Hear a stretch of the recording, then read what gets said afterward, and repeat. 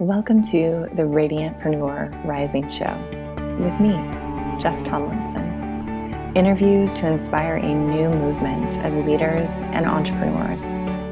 The ones who lead with vulnerability and authenticity, stand in visibility, allowing themselves to truly be seen, are fierce and playful and sexy. Choose business as a spiritual practice. Seek collaboration versus competition. No, giving back is not an option. It's a necessity. They do it their way. They radiate. They rise. Now, let's rise together.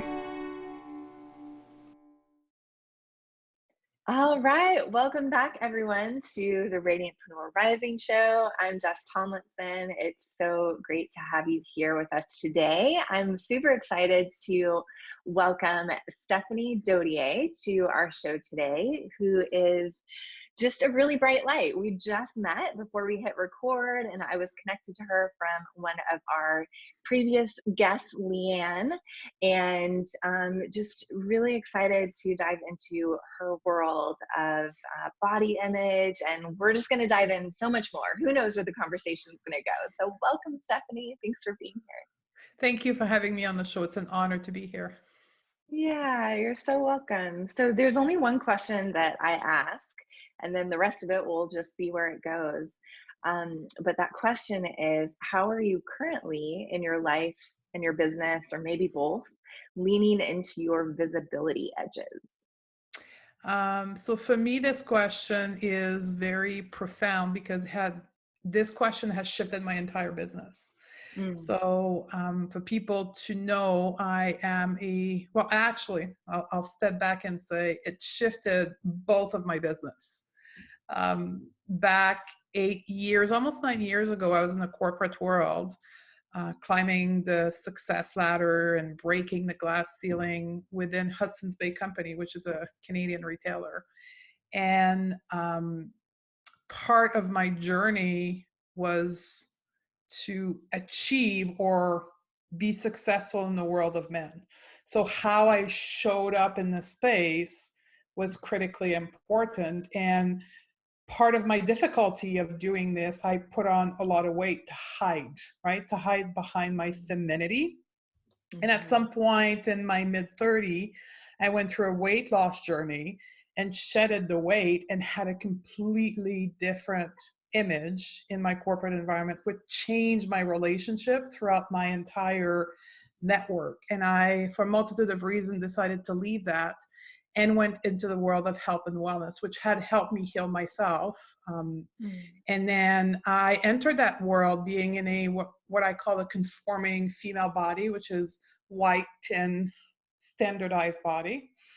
And because I had gone through multiple number of weight gain and weight loss, when I started to let myself eat normally, intuitively, I gained weight.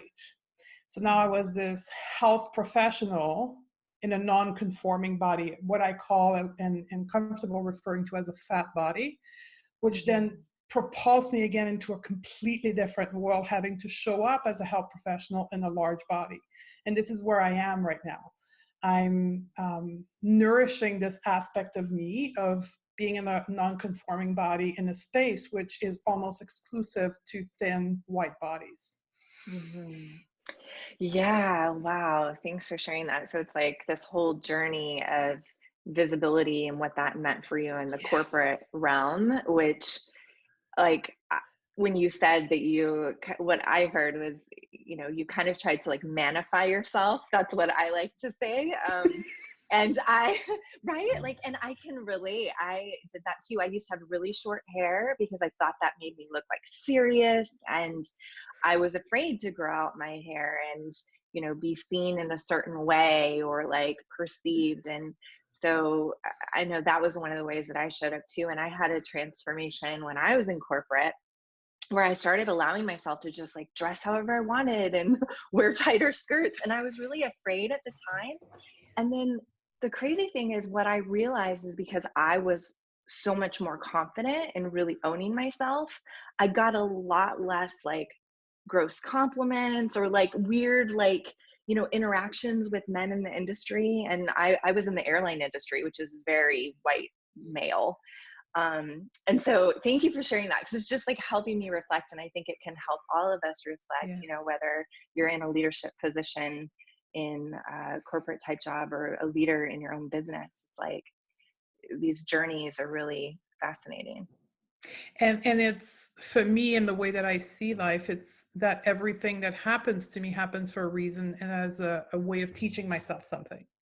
Yeah. And where I am right now in my world, where I help women with body image and the relationship to food, how Mhm. my body is today is helping me reach my audience, my clients at Yeah. such a deeper level, and helping them transform from a place of being seen and heard, as opposed to, well, you should do what I think is the right thing, and I don't know what you feel, but here's what you should do. Like, I'm in Yeah. there with them, so it's so much more profound.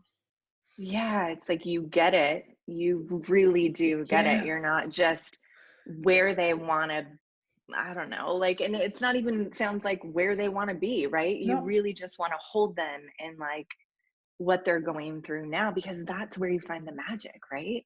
absolutely. Is because we have, I find, and I'm sure you'll agree, in society we have this perfection ideal, right? Mhm. We all need to, even in our business, to show up perfectly. Like, you take Instagram or you take social media, right? I Yeah. like, I watch some of the people that I have on my feed, and it's like, how many women are using filters? And they say, well, I'm having a bad Mm. day, so I'm going to slap a filter on because I'm not acceptable if I don't look perfect. Yeah. Yeah.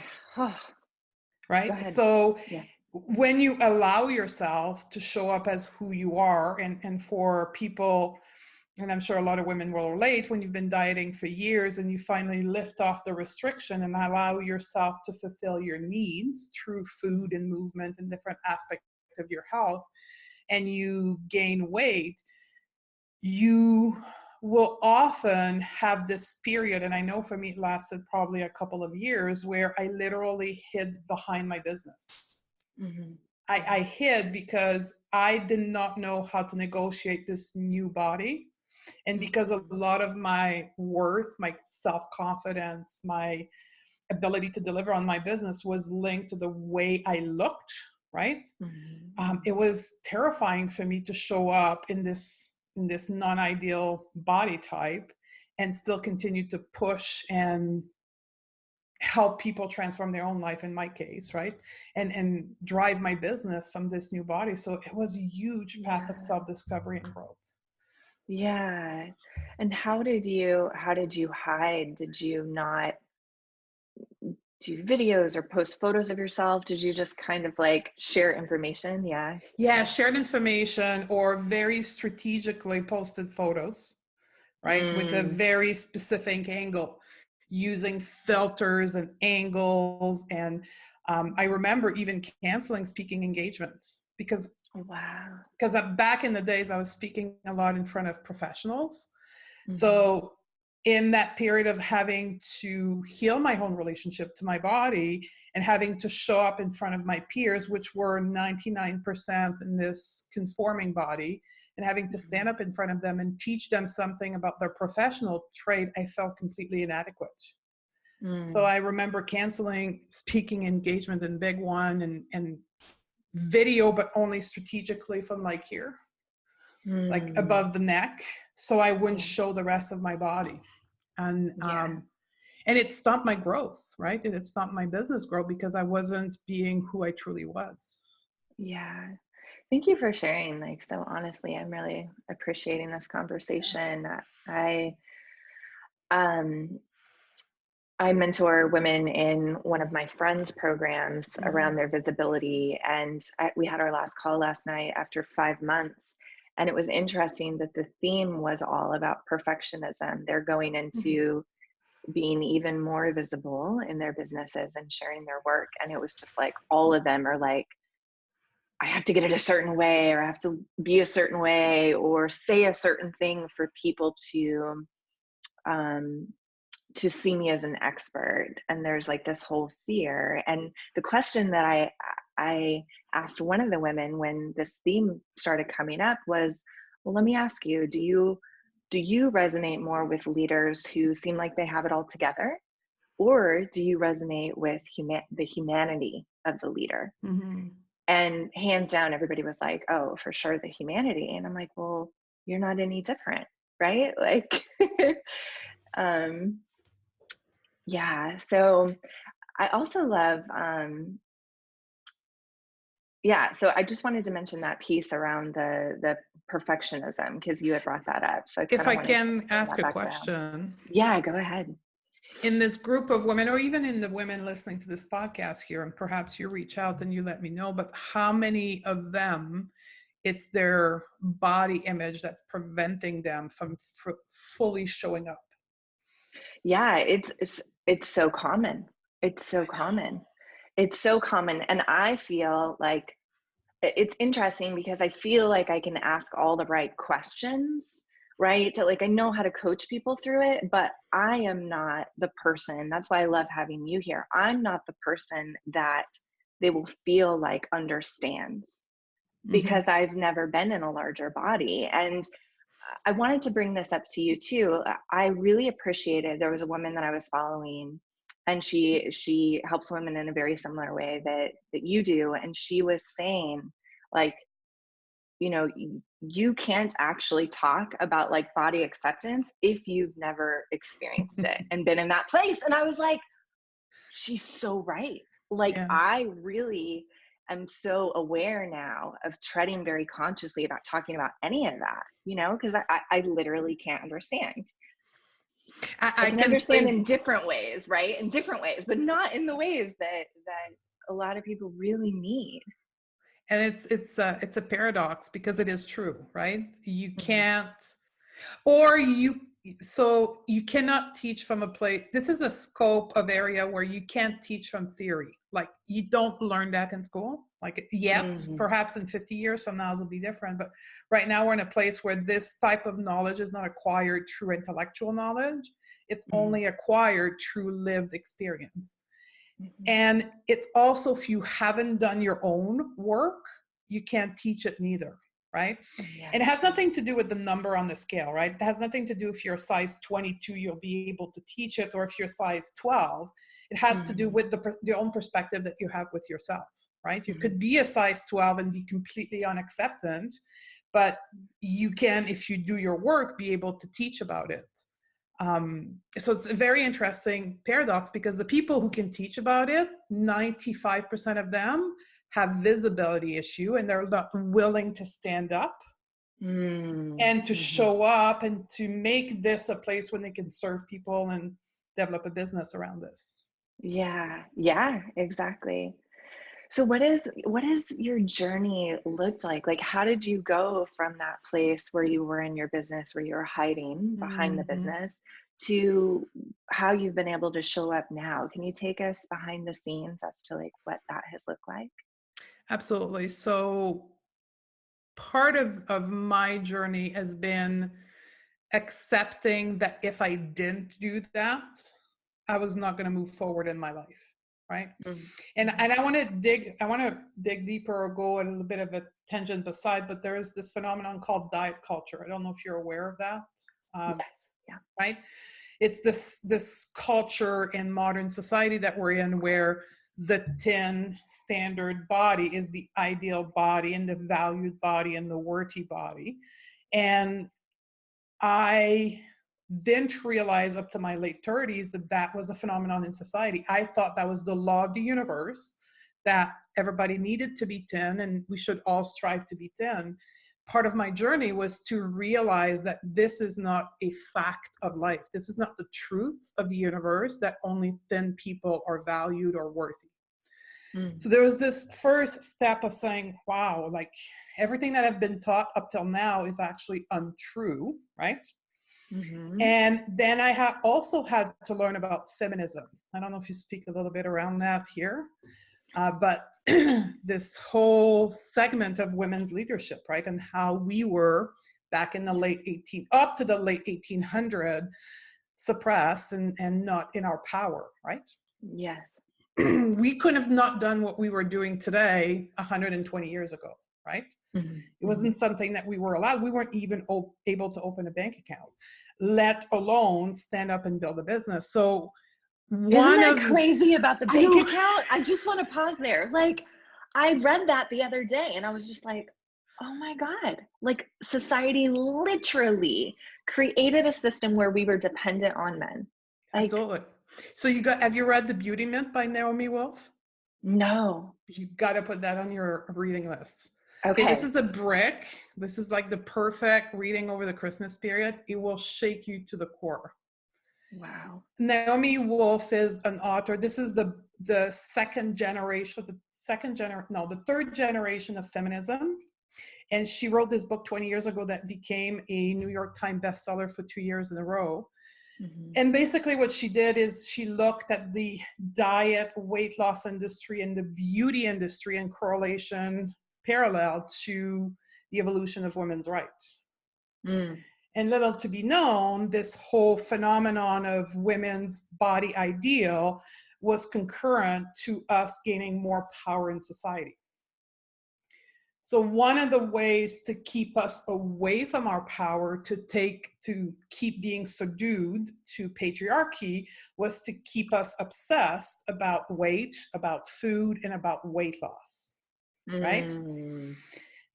One of the great examples of that is the whole feminine mystique in late 40s up to the early 60s, where women had learned and experienced going to work and making money and were now sent back home. After the Second World War, the men came back. Women were then sent back home and made to obsess about how they look and how clean and how perfect their house was, right? This whole Mm. concept was created to keep women in check. Well, diet culture and this phenomenon of thin ideal was exactly that, was to deliver us not being in our power. And when I educated myself about that, I'm like, holy, right? Holy shit. Holy shit. Okay, we can do that here. Yes. Yeah. Oh yeah, girl. I use the F word. Okay. I said, holy Yeah. fuck, So free. right? This whole thing is just a scheme to keep me away from my power. Mhm. Right. And that gave me the fuel to say, like, I got to find a way of like relating to this body of mine in a completely different way where my worth is not around it. And Yeah. that's when I fell into the world of intuitive eating. That's when I fell into the world of, at first, body positivity, now body neutrality, and learn a framework to heal Mhm. myself in the same way that when we have the flu, there's a step-by-step to heal the flu. Yeah. When we do have behavioral pattern that we want to change, there's a process to do it. And I Mhm. started to work on myself, but the core of it was feminism, was the drive of it came from there. Yeah. I'm glad you brought that up because I saw on your Instagram that you had that in your bio, hashtag feminism. Yes. So I was going to ask you how that relates. And I love this because it's like literally pulling up the myth of this belief that was like so integrated into our society because the media is very powerful and like advertisements and like what we're Yeah. consuming, right? And I had never heard that correlation between how parallel it was for women rising up and then also the beauty industry, like becoming such a distraction to take us away from our power. So, Well, think yeah. about it. Like these women that you were coaching the other day, if Mm, their fear of being visible comes from their body image, it's working. It's yeah. keeping them away from showing up. In today's technology, it's video, right? We got to come to grip with that. Yeah. It's Yeah. they're not showing up and exploring the full potential of their business because of what diet culture taught them. Yeah. Right. So to me, this healing our relationship to our body, subsequently to food, because food is just a tool to get a smaller body, right? That's how most Mhm. women that have quote body image issue have come to have a distorted relationship to food because it's just a tool. If we don't make peace with our body, we will not be able to fully exploit our business. Just a Mhm. fact. To me, it's a fact of life in today's society. Yeah. Yeah. And you've experienced it firsthand, right? Yeah. So you truly get it. Yeah. So do you focus at all on any of the like nutrition pieces still, or are you predominantly in the lane of really uprooting these beliefs and then body neutrality? Do you Completely in focus? that second lane. Okay. And the reason why I am there, if you allow me to explain, it's a Yeah. basic Yeah. brain neuroscience fact, right? Mm, So for those of you who are not aware, neuroscience is the science of the mind, right? How the mind function. mhm, And what we now are 100% aware and conscious of and proven is that all of our behavior are 100% directed by the way we feel and our thoughts. mhm, So as a nutritionist, I could stand up and say, like, eat like this and have this meal mhm, plan and write this book about, like, back in the days was paleo, right? Write this book and mhm, do all of this. But if the behavioral pattern, the thoughts and the emotion behind it are not supporting it, I am just literally damaging these people. Because what mm, happened, they fall into a cycle of failure, which is, by the way, 95% of the diet that don't work, right? It's a cycle of mhm. constant failure.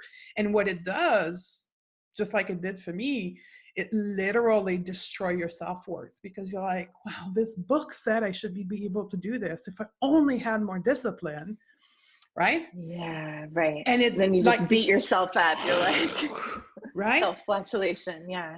And at the same time, you have this self-worth and anything that has to do with food and body image and body weight. And now you're trying to grow a business with a self-worth that's down to the toilet. Hmm. How truly Hmm. effective are you going to be? Right. This is the same reason. It's interesting because although we don't do the same thing, I have the same philosophy around visibility and business. It's like here we are being fed in this industry all these different strategies and do all these different steps and like build the fucking funnel and just all that stuff, and this will work, make $1 million. And I'm just like, oh my God, like that's awesome. And literally, it's creating the same cycle. It's like, Yes. if you're not able to step into your full power and really change your beliefs around your visibility and how you can show up, none of that shit matters. No, it's not going to work. Be- Yeah. because you're going to write your email that goes into the funnel from this place of lack, from this place of not good enough. Yeah.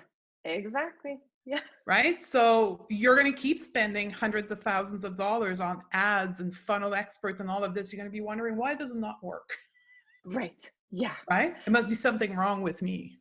Yeah, there must be something wrong with me. Oh my gosh, I better buy another course on Yes. strategy that will help me make more money because that strategy just didn't work. It's like, no.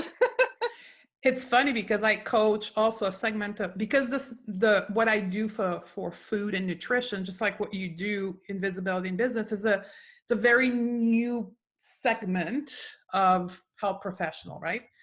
There's very little non-diet oriented health professional programs. So I coach some of the professional, and like I'm looking at them and like, your body image are still there. Hello. Like, you got to do your work on body image before you attempt to grow a business, because look how much it's showing up in everything you do, right? Yes. Procrastination is like, it's one of those self-sabotaging ways that your brain will take to keep you safe, to keep Yes. you not showing up, right? Yeah. Yeah. Let's talk about that. Like, because that's a huge piece in my work is really walking people through these perceived fears that are really, and I like to speak at it from the perspective of being a woman in this society as well, because Yeah. we have been conditioned to have certain behaviors in order to stay safe and for Yes. very practical reasons, many of the times.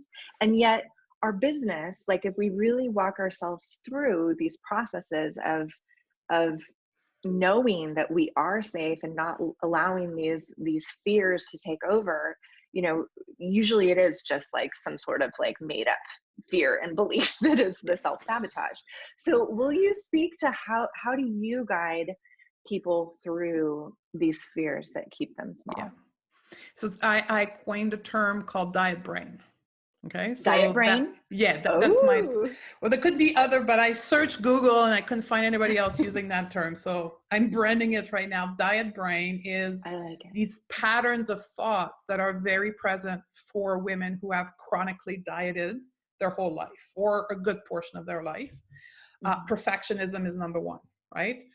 mhm, We try to be perfect. And at first, it's only with food and exercise. And then as we grow older, we reach our 20s, it starts spreading to our career.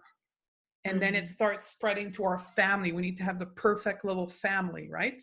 We need to have the mhm, perfect career. And the reason why we do that is because all along we feel we're not worthy because we're not in a perfect body, mhm. right? Perfectionism is not one. People pleasing. I don't know if you see that in your, Oh, yes. right? Oh, yes. It's like boundaries is a huge part, self-worth, self-care, boundaries, communication. Those are like huge pillars of my work because of that fact.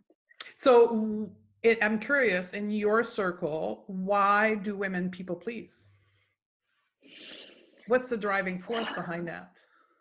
It is usually to feel like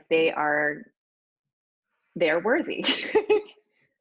It's Right? yeah, it's to bring back. I was trying to think of like even how to phrase it because it's like all the different reasons it just comes back to I want to feel worthy.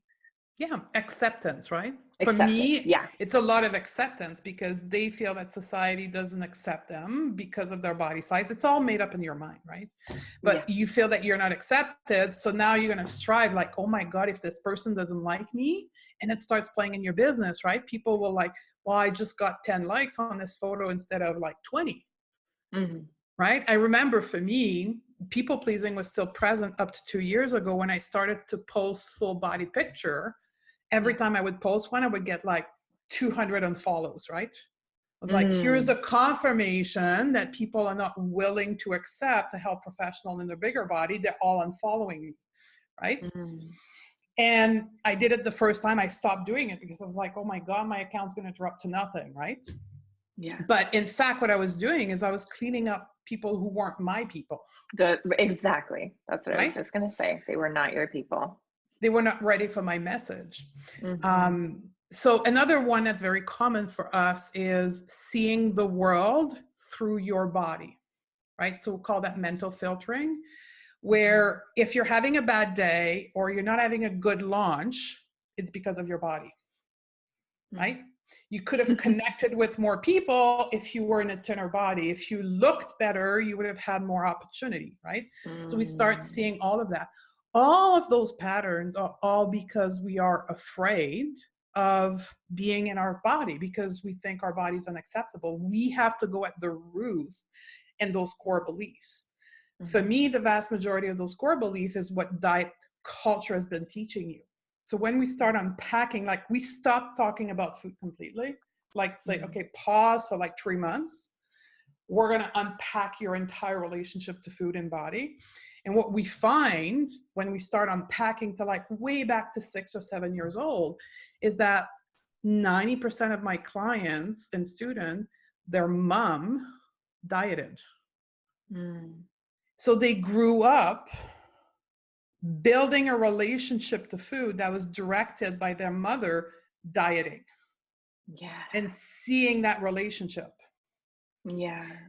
seeing the relationship of their mom picking at their own body and thinking, well, that's the way it is as a woman, right? We just hate our body. Mm. So we have to understand where it comes from because for most women, they think it's normal to be like that. Well, no, it's not. There's a reason why you Mhm. behave. We have to unpack it. And then from there, once we understand the root cause of it and we understand it's not part of truly who we are, it's what we call learned behavior, we can Mhm. start inputting new beliefs.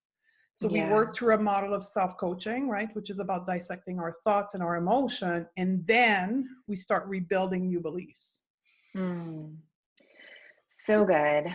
This is reminding me of the first year that I took women to Bali. I've Yeah. done a couple of Bali retreats. Um, the women were just picking themselves apart. And one of the women finally said, all right, we need to set a rule. no body bashing. So that was our term, was body bashing. It was like no body bashing allowed. So we really built like this community of support to call each other Yes. on that type of a culture, and to reinforce that it's not okay here. This is not Well, okay. think So about, what would look you at it. say? I was going to say, look at it from a feminist perspective. Have you ever seen a group of men bashing at each other's body between each other? Not that I can think of. No. Like Yeah, I'm like, you've been in men corporate circle, right? yeah, Most of my career I was the only woman in a room. I mean, could care less that I was a woman, right? yes, I've never heard any men in group setting bash their bodies. Like we yeah, have to step back as women and say, what the heck are we doing? yeah. We're doing exactly what patriarchy wants us to do, because all that time we're wasting talking about our bodies, we are not networking, which is what men do when they get together. They network and then they take opportunity to grow their business. Mm-hmm. Yeah. Yeah. What are your thoughts on,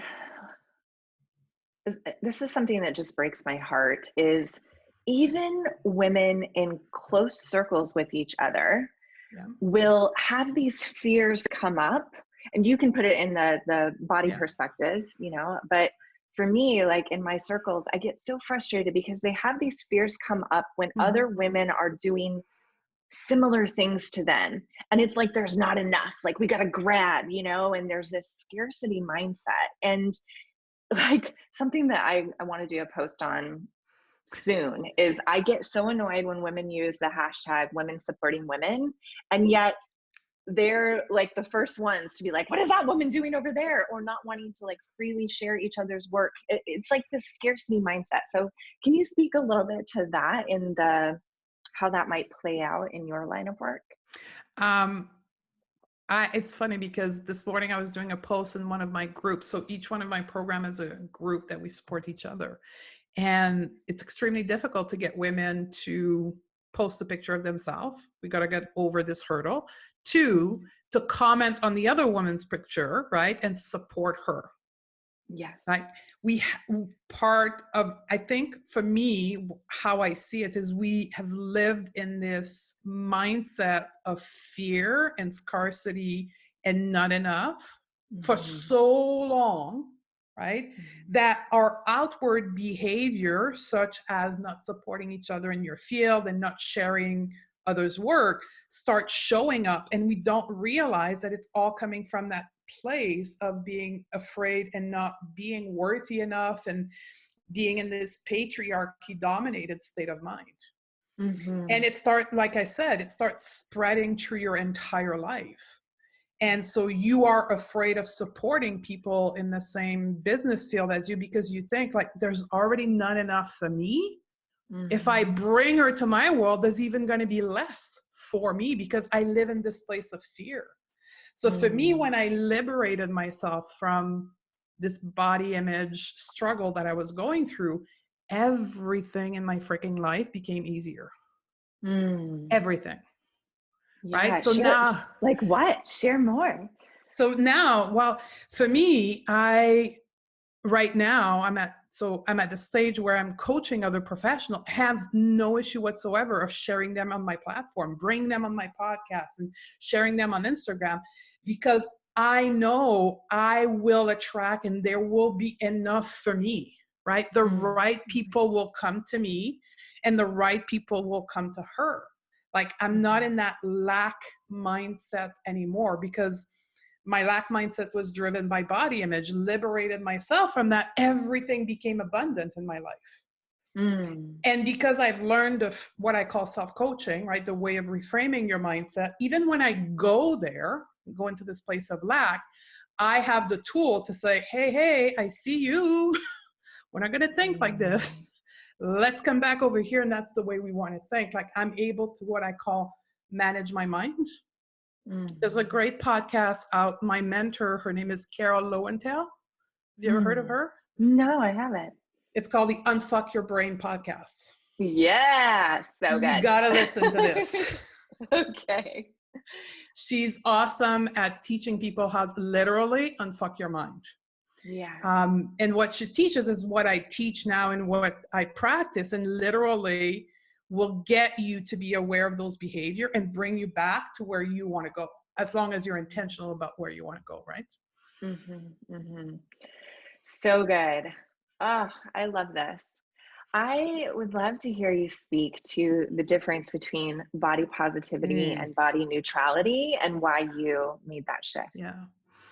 So, body positivity, what people have to understand, it was born in the second wave of feminism, late 60s, beginning of 70s, to literally liberate women from the concept of body with patriarchy, right? So it was a movement, body positivity, that was an activist movement to help change the expectation on women's body.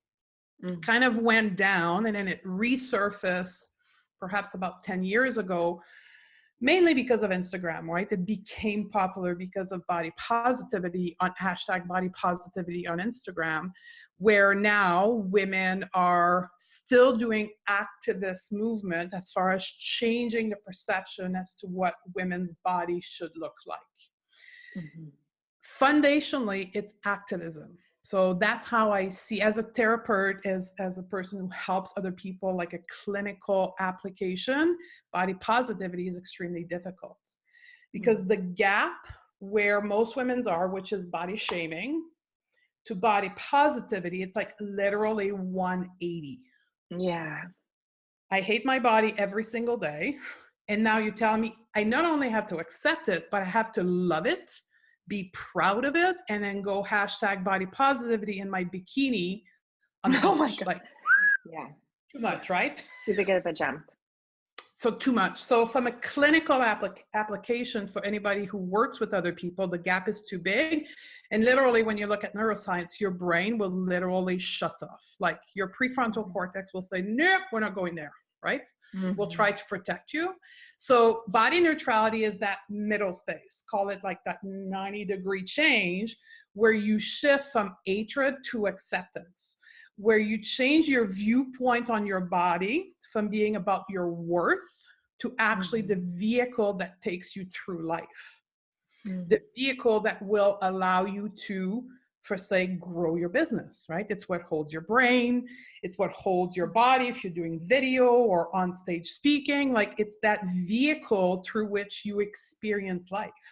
Mm-hmm. So when you detach your worth from what your body look like, then you can start caring for your body like your best friend, because this thing will take you where you want to go. Mm. And your worth has nothing to do with the shape of your body. It's like how you live your life, your values, and all the other stuff, which truly is what your worth is, right? Yeah. Has nothing to do with your body. So body neutrality bridged that gap, and most women so far decide to stay there. Very little go to the activism, body positivity movement. Yeah. So I'll leave it at that because I could say more, but Yeah. Oh my gosh. So good, Stephanie. I really appreciate just how you explain things and the work that you do. It's just the way you show up, I can feel it's just so powerful. yeah. I would say to all the women that are out there that are holding, Mm-hmm. any women that are holding struggle with their body, that are attempting to build something, business, charity, whatever you're trying to build, Mm-hmm. you will have a much more difficult journey in the growth of your goals if you're not working through this thing that is your body image. Mm-hmm. Right? Take it as a business investment if you have to think about it this way. You Yeah. have to work through your body image the way you think, and then this will propel you in that journey of building whatever you want to build. Yes. Yeah. Truly will. Mhm. Beautiful. Is there anything I haven't asked you, Stephanie, that you would love to share or just feel like you want to end on as we wrap up? No, I have a question for you. Sure. When you are with your tribe and your community, where do you see women's body image preventing them from getting what they want in life? How do you see it show up? So, I mean, so much. It's since I focus on visibility and self-expression, Yeah. it's just like you said, these are our vehicles for sharing our message, for doing our work. And when we're so attached to making meaning of what this body means or how people might be perceiving us, and all these fears just take over, it just truly prevents us from showing up, and we Mm. can't do our work. We can't do our work. We can't um, show up in the way that, for me, the way I view it is it's total freedom. Like, that Yes. is the freedom I want. Freedom, vacations, all that type of physical freedom that we tend to think of. Okay, fine. But the way I want to live my life is freedom from here, and just Yes. feeling like I can share and just feel that ease and joy, just being my full self. And that people, that first and foremost, I'm going to love myself because of that.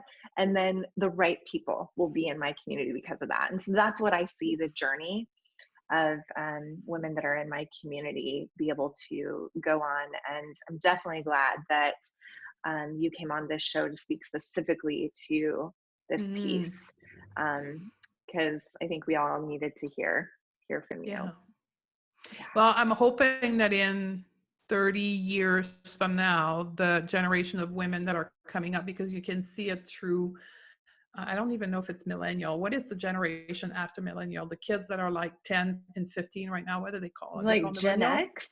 Is it Gen X? I don't know. I'm I all don't know. confused. Gen That group Y? of people, right? They Yeah. don't give a shit. Like they literally don't give a shit. They are raised into this social movement of acceptance. I think Yes. that generation, when they're like 30, are going to be Mhm. rocking it at a completely different place because they won't be in that place of struggling with their body image. I can't wait to see that generation of young women come up. Yeah, so good. Thank you so much, Stephanie. What is your favorite place for people to connect with you? We're going to put all the show links over on the page, but where's your favorite place? Our podcasts, Going Beyond the Food Show on iTunes and all the platforms. Nice. Going beyond the food? Yes. Okay, great. Just checking to make sure that Yeah, no going, if it was problem. just beyond the food or going beyond the food. Going Beyond Great. Food. Great. So everybody find Stephanie over there, and then we'll put all the show links over on the page. This is episode number 38. So it will be at jessicatomlinson.com/show-38. All right. See you guys around. Thank you so much, Thank Stephanie. you.